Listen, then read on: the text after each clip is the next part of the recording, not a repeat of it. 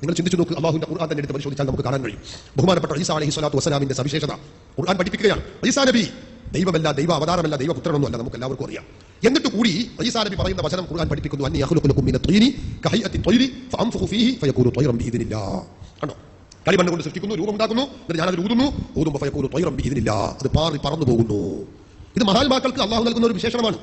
ഒരു മണ്ണെടുത്തിട്ട് അതൊരു കളിമണ്ണെടുത്തിട്ട് ഒരു പക്ഷിയുടെ രൂപം ഉണ്ടാക്കുന്നു, എന്നിട്ട് ഊതാ പറയാം. നമ്മൾ ഊതി പെരുമൂത്ത് ഊതിയാലും പക്ഷി പാറൂലല്ലോ. ആ കളിമണ്ണ് പക്ഷിയായി പാറുവോ? പറയാൻ കഴിയില്ല. അത് സാധാരണ നമുക്കൊന്നും ചെയ്യാൻ കഴിയുന്ന കാര്യമല്ല. എന്നാൽ അങ്ങനെ ചെയ്യുന്ന ഈ പ്രവർത്തനം ബഹുമാനപ്പെട്ട ഈസാ അലൈഹി സ്വലാത്തു വസ്സലാം ചെയ്തു എന്ന് ഖുർആൻ പറയും. എന്നിട്ട് അവിടെ നിന്ന് പറഞ്ഞു ഫയകൂനു ത്വയ്റൻ ബിഇദ്നില്ലാ വഉബ്രിഉൽ അക്മഹ വൽ അബ്റസ. അന്നത്തെ ഏറ്റവും മരുന്നില്ലാത്ത രോഗമാണ് അന്ന് കുഷ്ഠം അല്ലെങ്കിൽ വെള്ളപ്പാണ്ട് എന്നൊക്കെ പറയുന്ന രോഗം. ആ രോഗം ഞാൻ സുഖപ്പെടുത്തും. എങ്ങനെ സുഖപ്പെടുത്തൽ? ബഹുമാനപ്പെട്ട മുഹീദ്ദീൻ ഈസാ അലൈഹി സ്വലാത്തു വസ്സലാം തന്റെ കൈ കൊണ്ടു ഇങ്ങനെ തടവുന്ന നേരത്ത് ആ രോഗം പറ്റ ഇല്ലാതെയാകുന്നു. എന്നിട്ട് ബഹുമാനപ്പെട്ടവർ പറഞ്ഞു, ഖുർആൻ തന്നെ പഠിപ്പിച്ചു, ഉഹയിൽ മൗത, മരിച്ചവരെ ഞാൻ ജീവിപ്പിക്കും. ഉഹയിൽ മൗത, മരിച്ചവരെ ഞാൻ ജീവിപ്പിക്കുന്നു. മരിച്ചവരെ ജീവിപ്പിക്കുക എന്നത് അള്ളാഹുവിന്റെ വിശേഷണമാണെന്ന് നമുക്കറിയാം.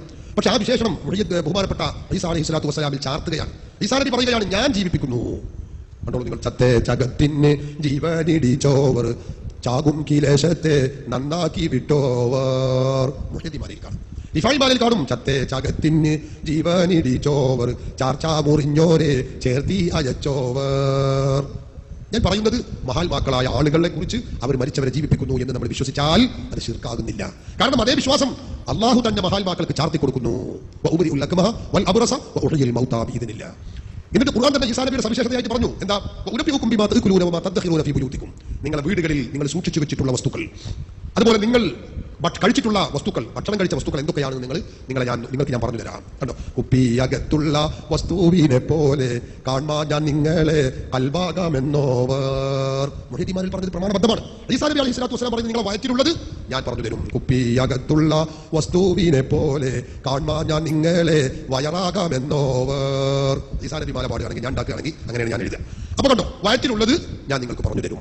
ഇത് മഹാത്മാക്കൾക്ക് അള്ളാഹു നൽകുന്ന കഴിവാണ്. അപ്പൊ അദൃശ്യം അറിയുക എന്നത് അതുകൊണ്ട് മാത്രം ഒരാളെ നമ്മൾ വിശ്വസിച്ചത് കൊണ്ട് മാത്രം ശിർക്ക് വരുകയില്ല. ഞാനത് വിശദീകരിക്കുകയില്ല.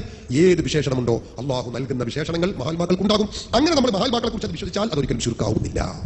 അതുകൊണ്ട് തന്നെ നമ്മൾ മഹാത്മാക്കൾക്ക് ഉടനടി ഇവിടെ വരാൻ കഴിയും, പോകാൻ കഴിയും, കേൾക്കാൻ കഴിയും, അദൃശ്യം പറയും. ഇതൊന്നും ശിർക്കിന്റെ വിശ്വാസമല്ല, ശിർക്കാവൂല. അങ്ങനെ ആവുകയാണെങ്കിൽ ഈസാ അലൈഹി സ്വലാത്തു വസ്സലാമിനെ കുറിച്ച് ശിർക്ക് എന്ന് പറയേണ്ടി വരും. അള്ളാഹു ചെയ്തത് അത് ഖുർആൻ തൗഹീദായിട്ടാണ് പഠിപ്പിക്കുന്നത്. അപ്പൊ ഖുർആനിന്റെ ഭാഷയിലെടുത്ത് പരിശോധിച്ചാൽ ഇതൊരിക്കലും ശിർക്കാകുന്നില്ല.